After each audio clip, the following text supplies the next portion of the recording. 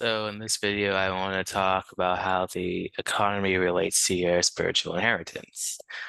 Um, the concept within this video is tied to earlier concepts about, um, not being able to achieve like things like divine union or uh, how maybe your job is stopping your manifestations or understanding that the system is greater than the individual. These are all kind of tied together right here in with the economy and spiritual inheritance. And so essentially the economy plays a major part in you being able to receive your spiritual inheritance or not. And this comes down to whether the economy could be good, is good or bad.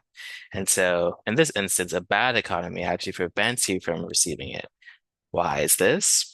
Because it restricts your ability to live a meaningful life and it keeps you or tethered to like bad situations and abusive situations or codependent essentially instead of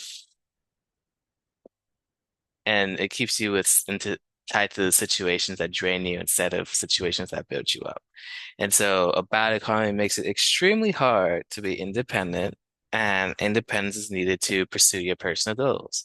And not necessarily independence from your loved ones or anything like that, but more about independence from things that abuse you, essentially. Things and people that abuse you. You need independence from these things to essentially lead a meaningful life, right? And so, or essentially to have the best life that you can for yourself. That's probably a better way of putting that. And it's difficult to leave these abusive spaces and whatnot when doing that would essentially mean that you can no longer take care of yourself, right? And that's really the issue with a bad economy is that you're stuck in places where you probably shouldn't be because you don't have any other way to make money other than this job, and no one else is hiring because you need money to hire someone else to work for you. And so if the economy is bad, it means not only are individuals doing bad, but businesses are also are probably are essentially not making enough money also, right? And yeah, so that's like the main issue there. So more people, so in order for more people to experience essentially their spiritual inheritance, we would have to find a better solution to the economy moving forward, and preferably where we're able to transcend survival mode. Uh, basically, in my opinion, I don't think we really have we've done a poor job in making sure that, people don't have to essentially work so hard just to survive. I think we could do a better job at making sure the baseline of everything, the baseline of poverty isn't as bad as it is now.